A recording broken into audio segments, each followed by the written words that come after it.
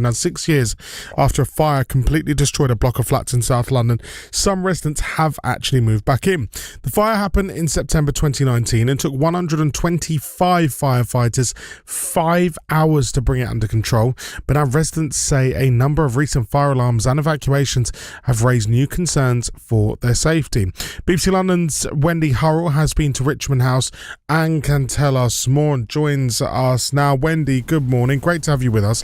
You met with residents. What's been the impact of the fire on the residents? Yeah, good morning. This was a terrifying ordeal for them. It was the middle of the night. People spoke to us at the time saying they woke up to smoke and the sound of crackling because fire was just tearing through this building at Richmond House. And it was a thanks to the quick thinking and bravery of those residents helping each other to escape that no one was killed. Now, Richmond House is in Worcester Park. It's on the sort of Surrey-London border. And you drive into this estate called the Hamptons. They're American-style, timber-framed, timber-clad buildings, and Richmond House was left a charred and splintered ruin. And while everyone escaped with their lives, thankfully, they lost just about everything else. Now, I've been speaking to Agnesi De Masi, a homeowner who took the difficult decision to return to the flat since they've been rebuilt. She moved back in March. And look, Wendy, Agnesi, we've heard from her, and we heard a bit from her in the earlier hour, in the hour before. Sorry. She said she's been living in fear, really, in her home. Yeah, I mean, you can understand after such a terrifying fire, she suffers now with anxiety and PTSD. So it's been a really distressing 6 years for her. Since March, the fire alarm has sounded 5 times, often in the night, and Richmond House has twice been evacuated by London Fire Brigade. So this is what she told me. First week, alarm. And then second week, I get a message from my neighbour saying, fire brigades are here. We had to evacuate. I'm literally standing in front of Richmond House in tears. And then that happened another 3 times. I had heart palpitation the whole day because obviously the alarm went off during the night, which is exactly what happened the night of the fire. Now, Wendy, what has the Housing Association said? Yeah, she told me initially that she spoke to the Housing Association. She's in constant contact with them. And she said that initially the fire warning system, her concerns weren't really taken seriously. And she feels the lack of detail about what they're doing with the alarm system and the long gaps in communication show a complete lack of empathy. Now, it's a company called Metropolitan Thames Valley, known as MTVH. So they're the managing agent and the freeholder. It has now addressed some of Agnesi's concerns, and it says it's got specialists investigating why the fire alarm is being activated.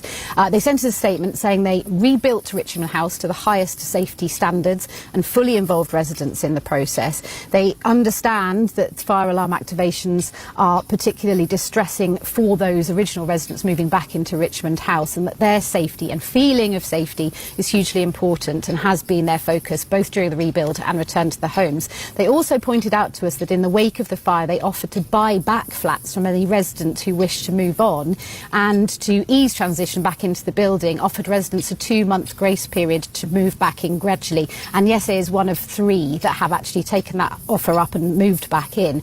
But clearly, some of these residents feel a level of distrust for this housing association. And Wendy, there has been an investigation into the fire and what happened and how this case speaks to a wider issue around fire safety in residential blocks. It's something we talk about a lot here on BBC London, and is obviously a hot topic. Absolutely, yeah, and sadly so, isn't it? I mean, after that fire, London Fire Brigade and independent fire investigators found serious safety fire defects in this building, which included missing cavity barriers and fire-stopping measures, which allowed the fire to spread rapidly. So at the time, there was a stay-put strategy for the residents. Now, that means that if there is a fire, it should be contained in one area, which would allow time for emergency services to safely evacuate the building. But, of course, that didn't happen. The blaze tore through that timber frame in minutes. And it was on this basis a group of residents, including Agnesi, brought a £3 million damages claim against St James, the builder, and MTVH, the freeholder. And we spoke to solicitor Christian Hansen. He's a partner at Bindmans, and he represented them. most of them suffered traumatic psychiatric injuries and psychological injuries on the night of the fire, and having to go through a years-long battle with the constructors and the freeholders in their claim for compensation was in many cases re-traumatising and actually exacerbated the symptoms they were suffering. So it was a difficult experience for them, quite apart from the experiences that they had on the night. He also went on to say that there is a national building safety crisis across the country. Sadly, since Grenfell, we have had revealed thousands of buildings constructed with inadequate fire safety measures. So sadly, the residents of Richmond House are not alone. And as we've heard from Agnesi, this has a devastating effect on people's lives. She's hoping the fire alarm system at the newly built Richmond House will function properly so she can recover from what has been a really difficult 6 years. Wendy, thank you so much for bringing us that update. We'll have more in the next hour on that story from Richmond House. If you've been affected by it, by the way, 0800 731 2000 or check out BBC Action. Bring you a story about a block of flats in South London. 6 years after a fire destroyed the flats, some residents have moved back in. The fire happened in September 2019 and took 125 firefighters 5 hours to bring it under control.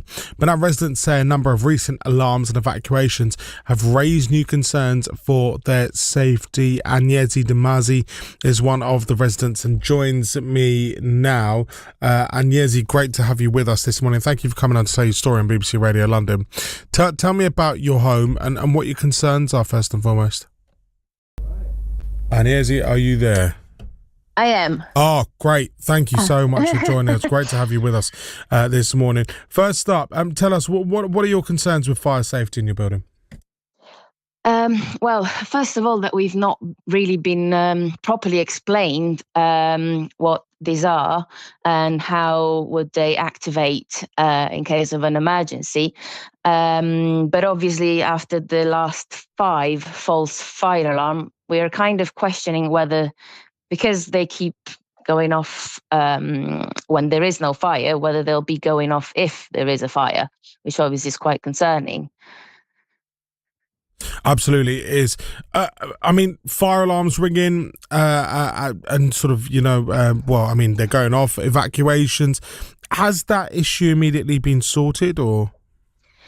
They've looked into it, but they couldn't find an apparent reason. And they've been so kind as to shift the blame onto the residents and imply that these go off because of people vaping, which it's highly unlikely given that the last fire alarms went off in the middle of the night and at 4 o'clock in the morning. And I can't really see people going to vape in the basement car park at 4 o'clock in the morning. What will it take for you to feel safe, content, happy in your home once again? Well, obviously the guarantee that the fire alarm is fully working and no more false fire alarm, and actually MTVH to be a bit empathetic about how we feel being back in this very building that we saw burning down to the ground with all our belongings. You talk about MTVH, Metropolitan Thames Valley Housing. They say they've offered to buy back flats from any resident who wishes to move on. Have you considered that? I did when the offer was on the table, which was before the block was rebuilt. That was a while ago. That offer was only valid until the beginning of last year. And I considered taking it up, but unfortunately the market has been quite difficult, especially as a single person. So I had initiated the purchase of another place, but it fell through. And by that point, the offer of buyback was no longer on the table. So I was forced to move back in. And Eliza, what does the future look like for you? Still looking to find somewhere else, perhaps, and continue to battle with MTVH to get some empathy and some actual care. Will you stay in contact with us, yeah? Yes, of course. Please do. We'd love to hear more from you and try and support you on your journey as much as we can. Thank you so much. Thank you so much. For your honesty this morning and being open with us. Agnese Damazi with us on Breakfast on BBC Radio London. Good morning.